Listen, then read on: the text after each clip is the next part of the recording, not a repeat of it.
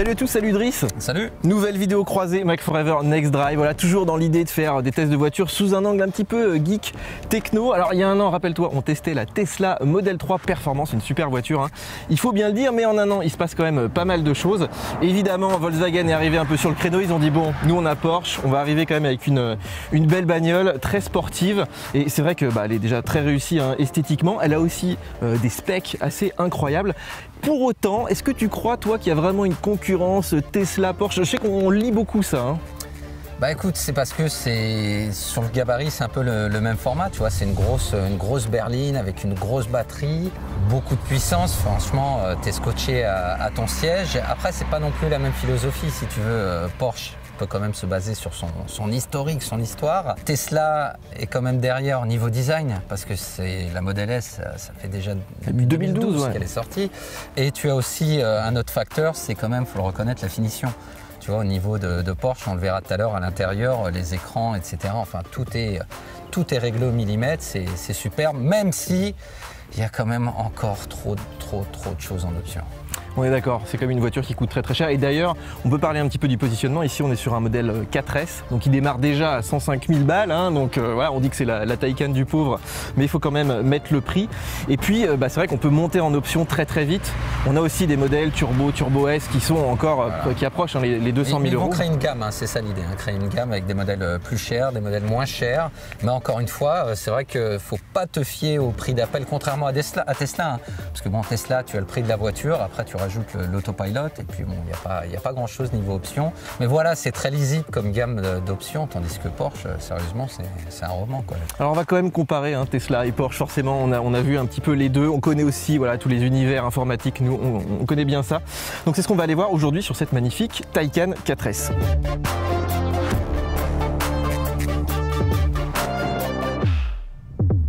Bon Driss, sur la Tesla, on a un petit iPhone, on arrivait, la voiture se déverrouillait, reconnaissait ton profil, tu te barrais, elle se fermait. Là, on est en 1993, on a de la chance quand même, c'est une télécommande, il n'y a pas la clé à mettre dans la serrure, mais c'est pas loin. Ah, exactement, écoute, pour déverrouiller ta voiture, tu es obligé d'appuyer sur le bouton. Et même pire encore, là où le bas blesse, c'est si je la range dans ma poche et que je m'approche de la voiture et que je tire sur la poignée, elle s'ouvre pas. Tu sais pourquoi? Parce que t'as pas pris l'option, Driss, t'es chez Porsche. C'est une option, c'est le délire quand même. C'est le délire. Sachant que ça y est, on l'a vu sur la Zoé, sur toutes les voitures maintenant. Voilà, enfin, sur une Zoé, on n'est pas sur les mêmes tarifs, c'est quand même un peu abusé. Bon Driss, on fait le tour un peu de la voiture. Déjà, c'est quoi ça, regarde? C'est une trappe à essence. Oui. C'est par là que tu fais le plein. Alors comment tu l'ouvres ta trappe à essence? Écoute, regarde, c'est pas magnifique. Ça, c'est le truc du geek ultime. Donc en option, on précise évidemment. Oui. Donc voilà, on vous montrera un petit peu pendant la charge, mais c'est vrai que c'est très stylé. Donc c'est pour l'ouvrir et pour la fermer. Allez, on continue. Sous le rétro, je vois des petites caméras là, regarde. Ouais, bon ça c'est classique, c'est pour la vue à 360 degrés. Donc tu as une caméra ici, elle est bardée de caméras cette voiture. Par contre, il lui manque un truc qu'à la Tesla, c'est tu sais de pouvoir avoir le mode sentinelle pour surveiller ta Taycan. Ça va peut-être venir avec des mises à jour, voilà, on ne sait jamais. Là-haut, il n'y a pas de petite caméra. Il n'y en a pas là dans le montant. Tu en as une là dans la Tesla habituellement. Par contre, ce que tu as qui est aussi emprunté à nos amis américains, c'est les poignées affleurantes qui ressortent. Puis plus pratique qu'une Model 3. Ouais, complètement. Donc à l'avant et à l'arrière. Bon alors à l'arrière, tu as ce bandeau lumineux qui va d'un bout à l'autre, c'est super esthétique et puis surtout tu auras une petite animation via une prochaine mise à jour. Le coffre, tu l'ouvres avec un bouton sur la télécommande ou avec ce bouton là. Je vais t'épargner l'ouverture parce que c'est le bazar. Et si tu veux l'ouvrir avec le coup de pied, option, c'est en option. Mais bien sûr. Ami. Alors en bas, tu as un dernier détail, tu vois cette caméra et tu sais c'est quoi ce petit truc là juste à côté? Je sais pas. Écoute, ça te permet de la nettoyer. Oh, c'est incroyable. Oui, t'as pas le coup de pied, mais t'as le nettoyage de la caméra. Mais ce qui est quand même assez pratique.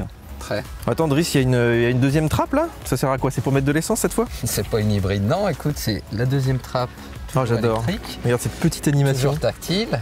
Sauf que là, l'autre côté à gauche, c'était en courant alternatif. Ici, tu as la charge aussi en courant alternatif, mais aussi en courant continu. La petite prise CCS. Et la charge super rapide. Parce que, rappelons-le, c'est quand même aujourd'hui la voiture électrique qui se recharge le plus rapidement.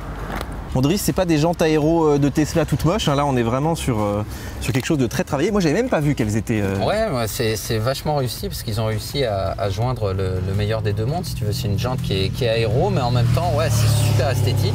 Elle se marie parfaitement avec la voiture. Bon, elle est assez épaisse et puis tu vois, elle est un petit peu abîmée parce que la voiture est quand même très large. Donc faut faire attention. Il faut utiliser les petites caméras hein, dès que tu te gares, c'est vraiment indispensable.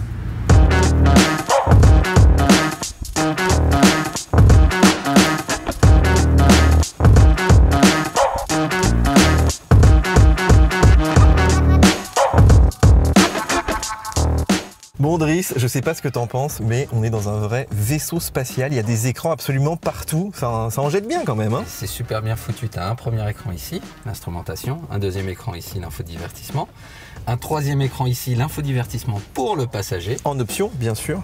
Et un quatrième écran ici pour les raccourcis de clim, qui est tactile et aussi capacitif, donc tu as un côté haptique. Quand tu appuies sur l'écran, il faut faire une pression longue. Mais tu sens pas les boutons quand même, c'est-à-dire que si tu regardes la route, il y a une toute petite... tu sais pas où sont les boutons quoi. Ah, T'as pas les... pas le faire à l'aveugle. Bon Driss, les branchements, c'est dans la petite boîte ici centrale. Ça va te rappeler ton MacBook Pro.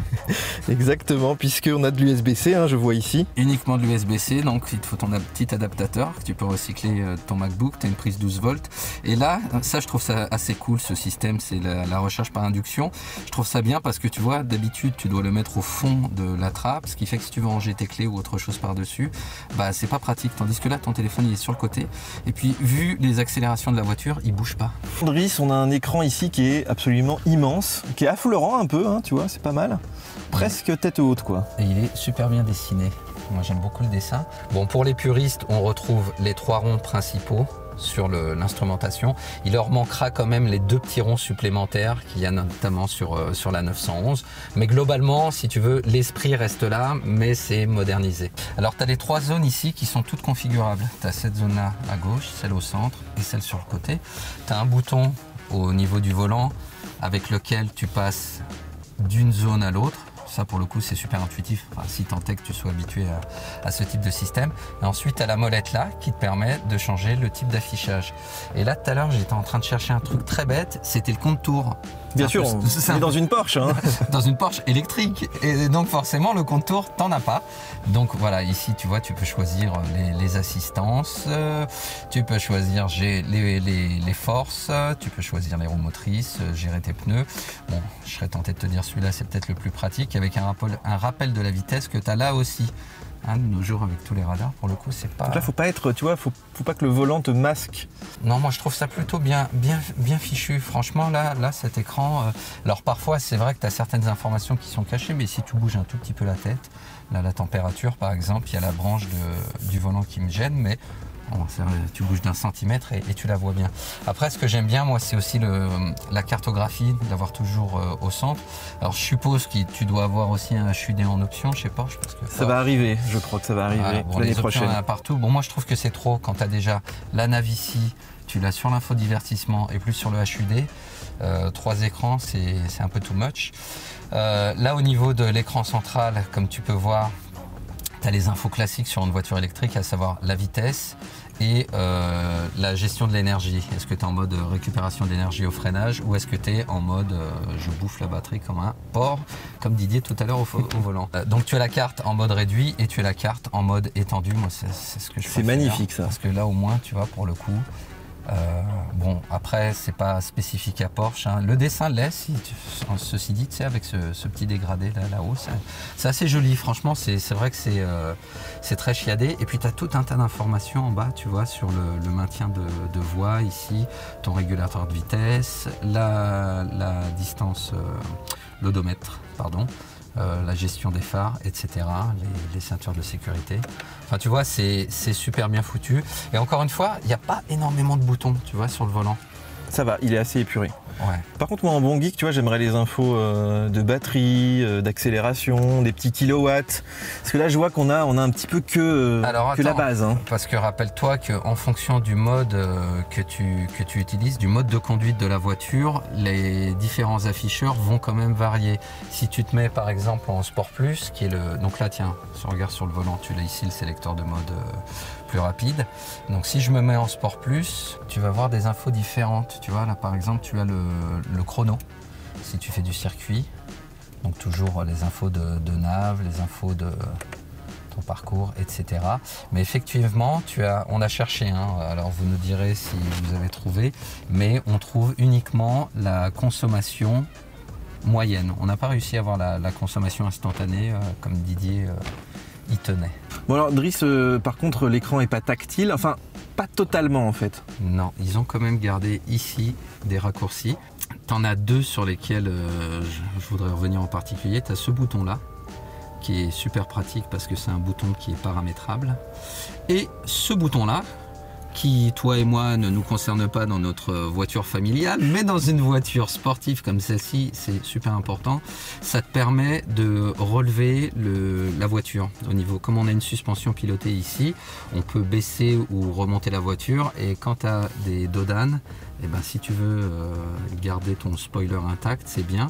Alors à gauche, on a aussi une petite partie tactile. Hein. Ouais, alors ça avant, si tu veux, tu te souviens, tu avais une commande ici, tu avais un bouton en général pour gérer tes phares. Et bien maintenant, c'est ici, intégré dans l'écran, encore une fois super bien intégré, et ces boutons sont tactiles, donc tu as un accès direct. C'est bien parce que tu n'es pas obligé à chaque fois de passer par l'écran central, comme par exemple sur la Tesla, où tout passe par cet écran. C'est quand même pratique d'avoir des raccourcis, même si ça reste des boutons. Tu as besoin d'être concentré au volant et de ne pas aller gesticuler avec tous les autres écrans.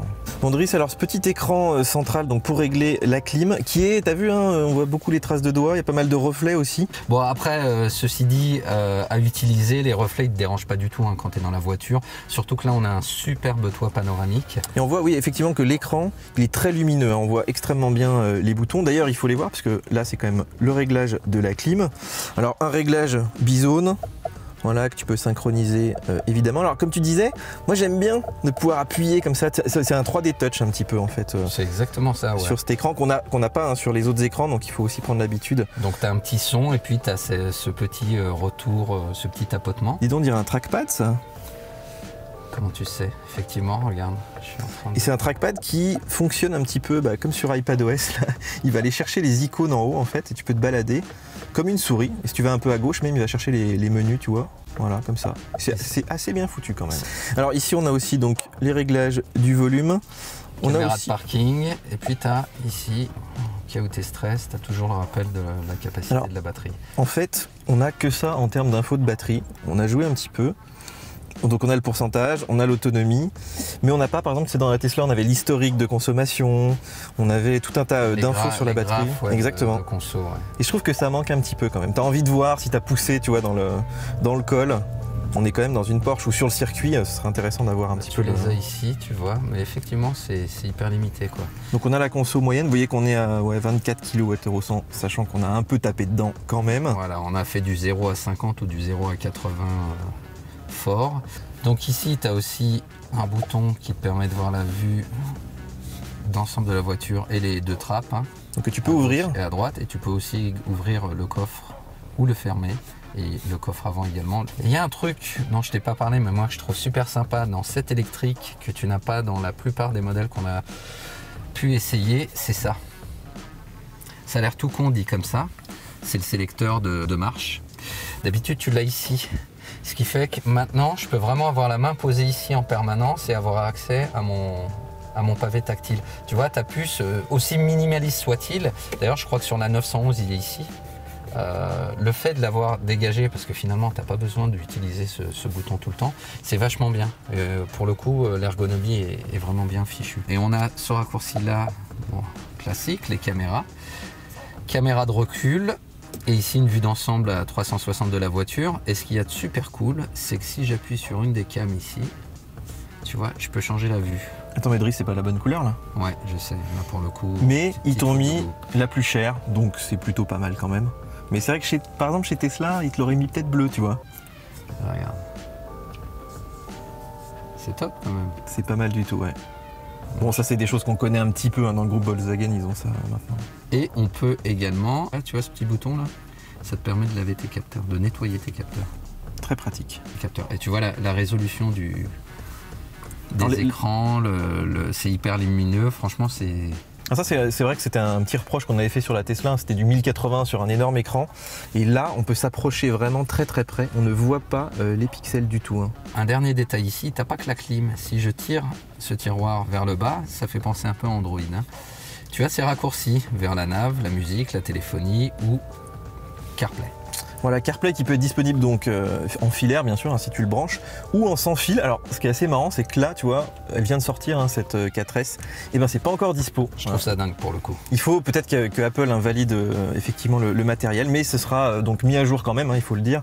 Donc ça arrivera très très bientôt. Alors moi, ce qui m'a un peu perturbé, c'est qu'effectivement c'est des raccourcis. Voilà. Et tu t'attends à voir des choses en bas. En bas, mais non. Et en fait, ça tu passes sur l'écran là-haut. Voilà, alors moi je me dis, bon, c'est vrai que quand tu conduis, c'est vrai que tu as la main là en fait, quoi. Voilà. Et puis tu veux des choses qui apparaissent sur l'écran, mais tu serais plutôt attendu à les avoir un petit peu ici, tu sais, comme sur les 208, en face de l'écran. Donc tu as la dernière version de CarPlay, là, comme tu peux le voir. Avec les différentes applis. Et on va revenir sur l'interface de Porsche.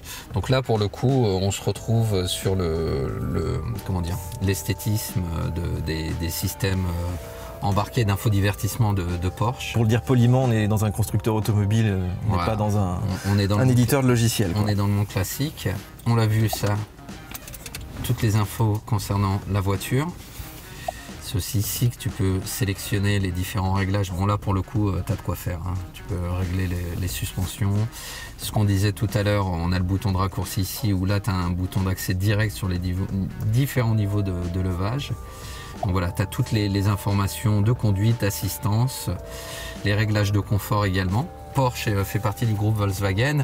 Alors certes, les dessins, le design, etc. changent, mais la philosophie reste la même. Et tu as effectivement ces différents écrans entre lesquels tu navigues. Moi, il y a un truc qui est important, c'est que c'est ça. Regarde, tu vois, c'est fluide. T'es pas en train de galérer. Mais tu vois, non, c'est bien foutu. Alors, ça peut paraître fouillis quand même. C'est vrai qu'au début on a eu du mal à s'y faire, mais regarde là, ça fait quand même un peu de temps qu'on est avec la voiture, on commence à s'y faire. Alors moi je trouve quand même, tu vois, que cet écran n'est pas assez grand. C'est-à-dire que comme il y a quand même beaucoup de choses dessus, tu te serais attendu à quelque chose d'un petit peu plus gros. On va le voir après hein, pour la navigation, mais effectivement ils ont mis des menus parce qu'il n'y a pas le choix en fait. Alors sur la Honda, en fait les menus oui, basculent de gauche à droite, alors qu'ici on a vraiment deux écrans séparés. Donc là on ne peut pas vraiment basculer dans les menus, les sous-menus. Donc ici c'est vrai que l'écran est grand, mais tu vois il est un petit peu étriqué encore. Je trouve qu'ils auraient pu faire un petit peu plus. C'est pas faux. Il n'y a pratiquement plus de boutons physiques hein, dans cette voiture. Les seuls boutons physiques qui subsistent, ils sont là. C'est pour le réglage des rétroviseurs, les vitres et le verrouillage, c'est tout. Et bien sûr Driss, le petit bouton d'allumage de ta Porsche qui est à gauche. Est-ce que tu sais pourquoi il est à gauche? Non, mais tu vas me le dire. Parce que à l'époque, tu vois, où il fallait que tu te dépêches de rentrer dans ta voiture pour faire une petite course sur circuit, il fallait que tu puisses allumer le moteur extrêmement rapidement. Voilà, donc ils l'ont laissé à gauche, un joli clin d'œil. Je voulais te montrer un autre truc. Alors, si tu veux pas utiliser la navigation avec CarPlay, tu peux utiliser la solution de Porsche, qui te permet notamment d'avoir les bandes de recharge.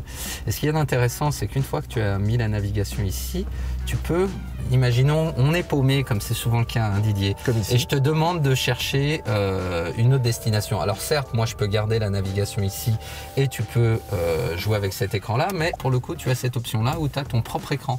Donc moi je peux garder mes écrans et faire ce que je veux, gérer la musique ici et sur l'instrumentation avant la navigation. Et toi, pendant ce temps, tu vas nous chercher un parcours alternatif. Voilà, donc je peux aller naviguer ici jusqu'à mon domicile.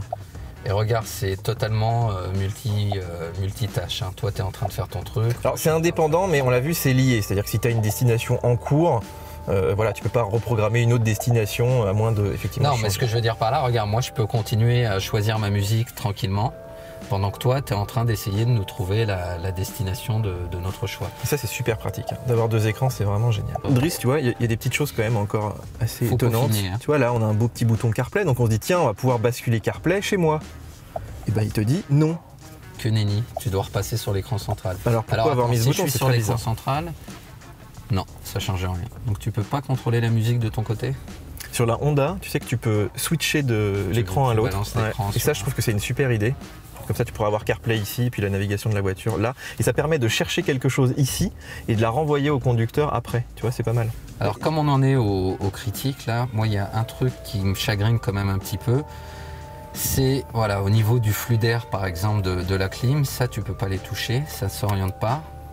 il n'y a plus de boutons forcément, et donc tout passe par l'écran à nouveau. Et c'est un peu récurrent hein, sur les voitures modernes. Je trouve écoute, qu'on a complexifié la clé quand même. On essaye d'épurer un maximum, mais bon voilà. Par contre, il y a un petit peu de Tesla, regarde. Tu peux balader tes petits flux d'air comme ça, c'est même un peu plus complet. Quand une idée est bonne, hein, autant la... Et ben l'idée elle est super.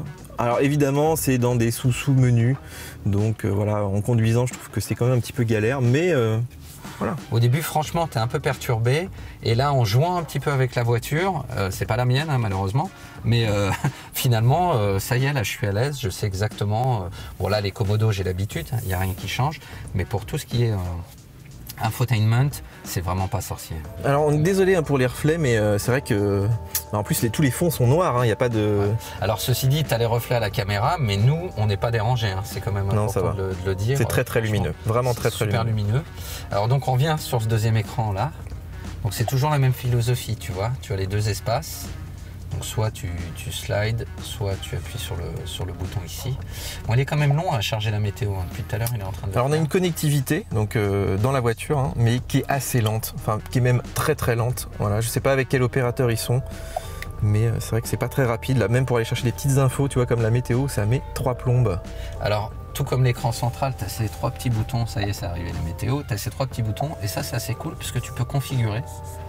Et encore une fois, ça va te rappeler un iPad, c'est tu prends un truc et tu fais un drag and drop, tu vois, tu prends un élément et tu peux configurer comme ça, comme tu le souhaites, ton interface. Bon, Driss, on a joué pas mal avec tout ce qui est musique, radio, Apple Music, CarPlay. Franchement, faut le dire, c'est un petit peu le bordel. On a du mal à s'y retrouver quand même dans tous ces menus. Hein. Bah, c'est un peu perturbant. C'est vrai que là, par exemple, j'ai appuyé sur le raccourci ici pour arriver sur les médias. Et dans les médias, j'ai les réglages de son, ok. D'ailleurs, c'est un peu chiche, hein. Tu peux juste régler les graves et les aigus et là où tu veux que le son soit le plus prominent. Tu as tes favoris avec les stations de radio. Et là, après, tu vois, tu as tes listes, tu as ce menu joue. Enfin, tu vois, c'est un peu, tu dis qui fait quoi, c'est perturbant. Si j'utilise CarPlay dans la voiture, donc j'ai la musique sur cet écran d'infodivertissement principal, et que toi, tu veux choisir le morceau suivant, tu sais, c'est la bagarre, hein, contrôler la musique, c'est le pouvoir dans la voiture, bah, tu peux pas le faire sur cet écran-là, c'est un peu dommage, parce que bon, pour le coup, ce serait bien que tu puisses jouer de la musique. Il faudrait pouvoir le faire basculer, en fait, tout simplement, hein, qu'il puisse être échangé. Alors par contre, Driss, pour la musique, on a quand même un truc super cool dans cette Porsche, c'est une intégration native d'Apple Music, donc sans CarPlay, sans rien. Tu as Apple Music, en plus il t'offre 3 mois gratuits et c'est le vrai Apple Music, donc voilà, si tu cliques dessus, tu as vraiment ton pour vous, tu vois, toutes les bibliothèques évidemment, si tu as des bibliothèques, toutes tes playlists sont là, donc ça c'est quand même assez pratique et surtout bah, ça va utiliser la connectivité de la voiture, donc tu n'es même pas obligé de connecter ton téléphone. Tu as même une playlist dédiée. Porsche, alors il paraît que tu peux la récupérer hein, quand même, mais c'est bon esprit moi je trouve d'avoir mis ça. Ouais, tu l'as écouté, c'est quoi? C'est pour bombarder sur la route? On va chez Porsche. Voilà, vous voyez tout ça hein, se charge donc en temps réel. Voilà, si tu fais un petit mountain run comme on va faire très bientôt. Et ça charge quand même assez vite. Alors là, moi je trouve que la connectivité marche bien quand même pour la musique. Il suffit que je dise ça. Voilà, ça arrive quand même assez vite. Non, le volume c'était... D'ailleurs, Driss, il n'y a pas que la musique qui fait du bruit dans cette voiture, même si on est dans une voiture électrique, il y a un peu de son. Justement, donc là, tu as un bruiteur qui utilise le système audio pour faire donc, du bruit sur cette voiture électrique. Ce que je trouve super cool, c'est qu'aujourd'hui, légalement, tu es obligé, en deçà de 30 km/h, je crois, je peux me tromper, tu dois avoir du bruit pour les piétons, les cyclistes, pour que les gens réalisent, parce que sinon, tu ne te rends pas compte que tu as une voiture qui s'approche. Après, question de goût. Moi, j'aime pas avoir le bruiteur dans l'habitacle. Pour le coup, si je roule en électrique, j'ai aussi envie d'être dans cette ambiance apaisante. Mais c'est cool. Là, la Taycan te permet de l'activer ou de le désactiver. C'est vraiment sur demande. Et surtout, je trouve que le son, on dirait vraiment un vaisseau spatial. Hein. Ils ont vraiment travaillé leur son. On sent qu'il y a eu du boulot derrière. Et c'est très futuriste. Moi, j'aime beaucoup ces petits trucs. Tu sais que c'est typique des constructeurs qui passent à l'électrique. C'est un bruit qui est très caractéristique et qui est unique. Et ça, c'est bien que chaque voiture électrique ait sa signature sonore.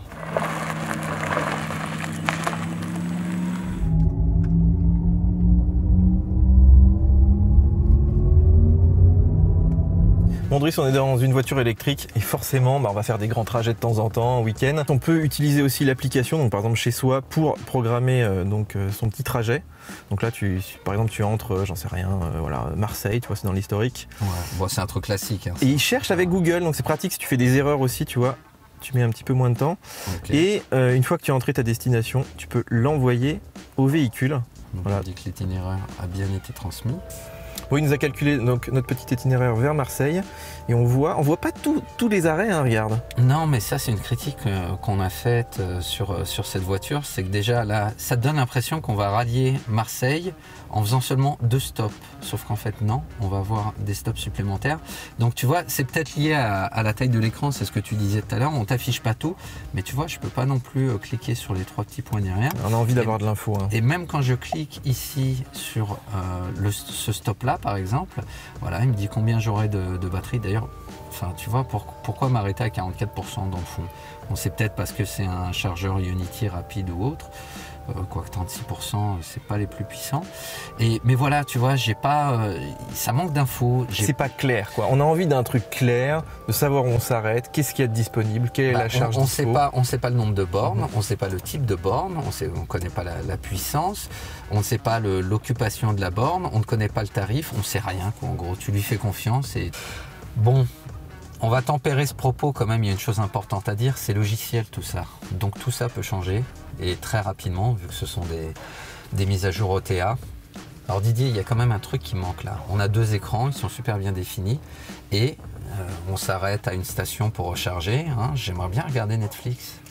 Eh ben, il n'y a pas, Driss. Il n'y a pas de jeu, il n'y a pas de vidéo, il n'y a pas de streaming, c'est que la musique. Bon, les jeux à la rigueur, c'est pas... Alors, je sais pas si tu te rappelles, dans la petite Honda, ils avaient mis une entrée HDMI, tu peux jouer à la console. Là, t'as même pas ça, tu vois, tu pourrais amener ta console. Enfin, juste, voilà, Netflix ou YouTube, je sais pas, un truc pour tuer le temps. Faut amener ton iPad. Alors, ça peut venir, hein, parce que on a quand même les mises à jour ici. Et ça, c'est cool. Ouais. Il n'y en a pas beaucoup qui le font encore, hein, de la mise à jour. Donc OTA, hein, tu peux le faire toi-même en fait ici. Bon, Driss, launch control, un truc de dingue. Et là, on tient le matériel, hein, parce que franchement, les gars, on va prendre très très cher. 0 à 80. Ou 0 à 80, bien sûr. Prêt? Oh putain! Bon, Driss, on avait dit qu'on ferait pas un test de conduite, mais bon, on est obligé d'en parler.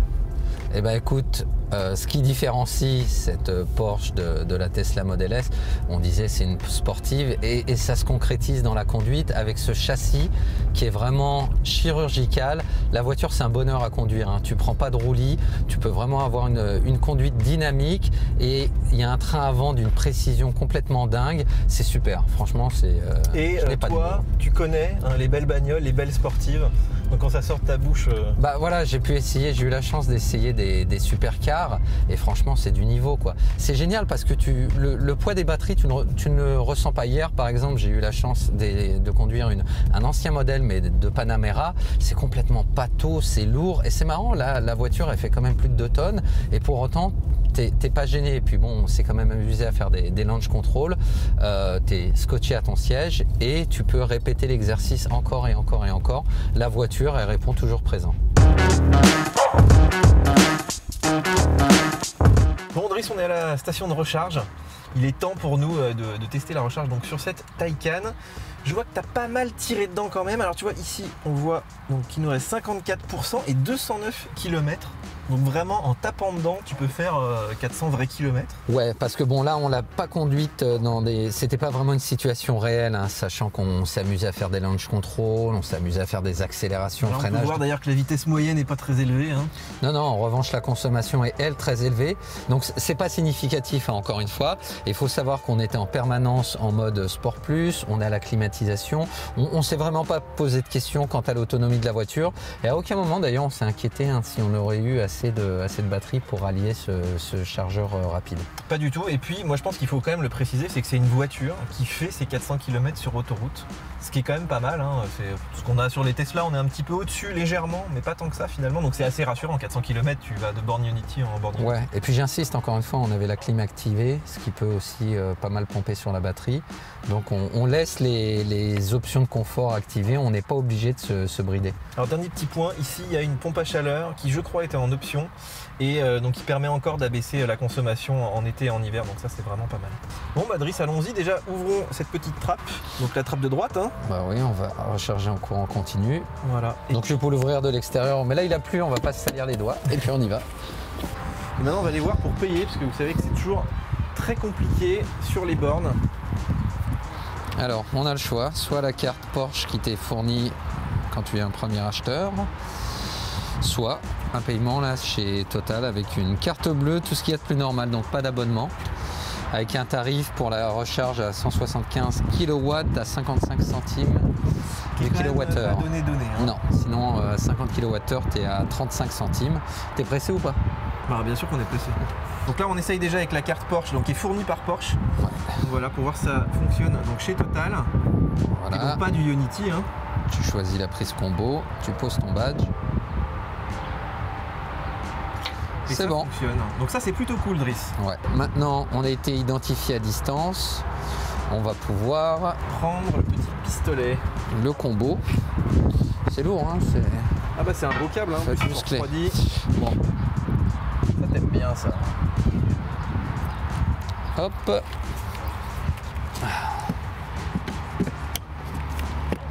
Et voilà.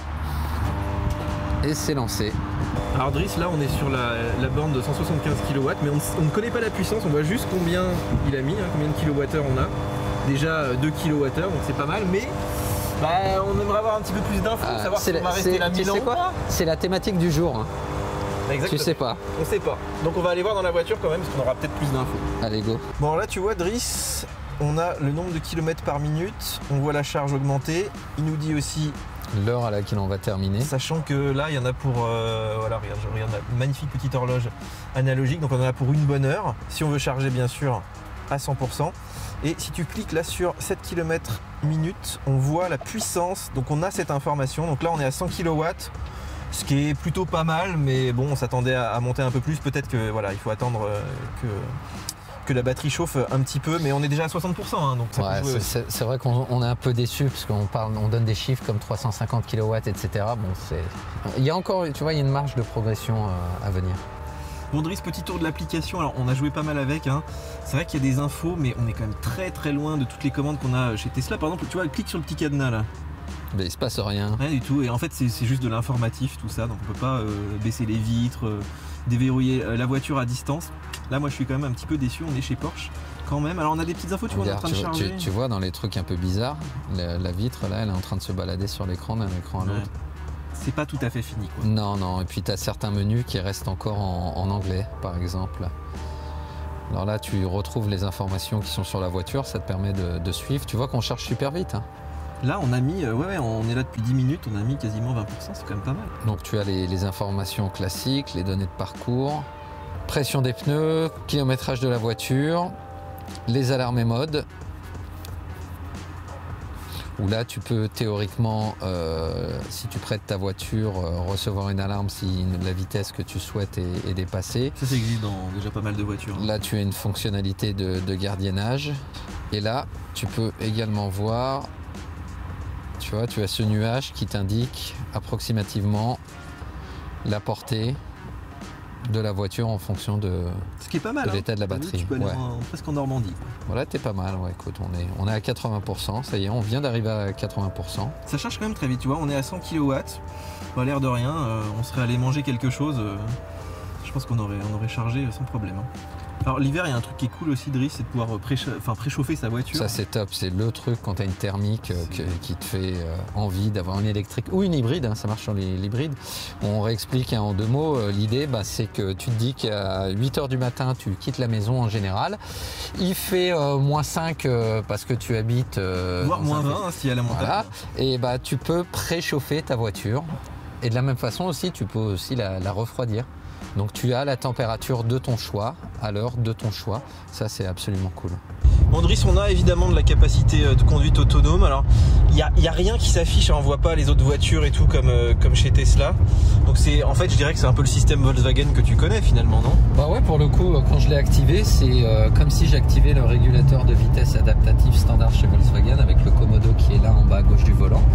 Et la seule différence, c'est quand tu l'actives, on te propose d'activer le limitateur, le régulateur ou cette fonction InnoDrive. Mais après, effectivement, tu n'as plus rien du tout, si ce n'est là, une petite icône, attends, elle va réapparaître, qui va me dire de mettre les mains sur le volant. Elle apparaît rapidement. On va voir. Alors, je touche pas le volant là pour le moment, je vais le laisser. Et là, tu vois, la voiture, elle accélère. J'ai absolument rien fait. C'est-à-dire que grâce à la cartographie ou à la lecture des panneaux, il sait exactement quelle est la limitation de vitesse et il va se caler sur cette vitesse-là tout seul. Donc tout à l'heure, on était sur une portion à 110, je l'ai activé, il a monté la voiture à 110. Là, on vient de passer sur une portion à 130 et il s'est calé à 130 km/h. Alors, tu as aussi une fonctionnalité, ça qui est propre à plusieurs modèles chez Volkswagen, c'est ce volant capacitif, où en fait tu n'as plus besoin de prendre le volant en main ou de donner une impulsion pour faire comprendre au système que tu contrôles, il suffit simplement de le toucher. Et ça c'est la révolution, Driss, parce que donner des coups, surtout quand tu vas tout droit, je trouve que c'est hyper casse-pied quoi. Même chez Tesla, ils n'ont pas encore le volant capacitif. Donc là tu vois, il suffit de laisser 2 doigts sur le volant. Et ça suffit. Et je fais rien en fait, c'est plus moi qui conduis, hein. Je ne gère pas la vitesse, je ne gère pas les pédales, je ne gère rien. C'est elle qui fait tout. Par contre, Driss, on est quand même, on n'a pas dans une voiture qui peut changer de voie comme chez Tesla, où tu as une représentation là de tous les véhicules, les cyclistes devant qui arrivent des fois à passer le radar sous le camion. Là, on est dans une approche finalement assez classique hein, de la conduite semi-autonome. Et c'est ce que tu disais tout à l'heure, tu sais, le fait que par exemple tu n'aies pas le mode sentinelle, tu as l'impression quand même que les caméras sont encore un peu, tu vois, il y a du potentiel mais on ne l'exploite pas encore. Sous-utilisé, et on espère qu'avec les mises à jour, on aura ça qui arrive hein, ces prochains mois.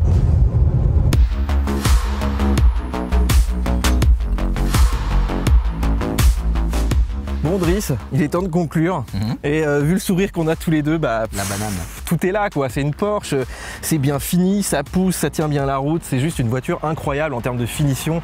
On est à 100 000 ans de Tesla. Alors c'est vrai que moi j'ai vraiment aimé la voiture, j'ai un petit peu moins aimé l'infotainment. Alors tu sens que c'est Porsche, il y a quand même de l'argent, on veut te mettre des écrans, on veut te montrer que tu as quand même une voiture qui en impose, mais c'est vrai qu'il manque une réflexion un petit peu globale voilà, sur l'architecture. Tu as vu, pour changer de musique, pour passer de CarPlay à la navigation, tout ça, c'est pas encore très bien intégré. Je pense que ça va venir, que c'est une proposition, mais qui reste à parfaire. J'ai aussi, moi, voilà, sur la partie électrique, un petit peu plus de réserve aussi, puisque tu l'as vu, c'est pas mal, il y a un réseau Ionity, tu peux quand même programmer tes trajets, mais visuellement, c'est pas très... Enfin, pour quelqu'un qui a une Porsche, qui n'est pas forcément un informaticien, il faut aller tripatouiller dans les menus. Et puis, tu as toujours quand même ce petit stress de est-ce que je vais arriver vraiment au bout, est-ce que mes bornes sont prises. Toi, tu as quel sentiment sur cette petite Taycan? Moi j'adore, franchement je l'ai vu, je suis tombé amoureux, le look, mais elle est magnifique cette voiture, c'est vraiment une Porsche, tu vois, tu te poses pas la question, tu sais que c'est une Porsche d'emblée. À l'intérieur la même chose, tu vois, la finition c'est parfait, il n'y a rien à redire là-dessus. Effectivement ça manque d'informations et c'est là qu'est le nerf de la guerre, si tu veux, le réseau de recharge. Si tu achètes une voiture, tu ne veux pas te poser la question où dois-je m'arrêter, et on manque d'informations là-dessus. Effectivement on te dit tiens il y a X arrêts jusqu'à Marseille, mais tu sais pas, t'as pas assez d'informations pour te rassurer. Tu as besoin d'être rassuré, on aura beau dire. Après, pour le reste, le châssis est dingue, les performances sont absolument dingues et surtout, tu peux les répéter à loisir. Donc, je suis tenté de te dire que ça reste quand même, tu sais, c'est un peu comme chez Apple, c'est une V1. Exactement. Donc, je pense que ça va se bonifier avec les prochains modèles. Sauf qu'on dit souvent que la V1 chez Apple, faut pas l'acheter. Là, j'avoue que si j'ai le budget, il y a une grosse autonomie, il y a des perfs de dingue, il y a quand même des petites exclus, on l'a vu, hein, aussi bien technique, tu as même une petite Apple Music là, que tu n'as pas chez Tesla.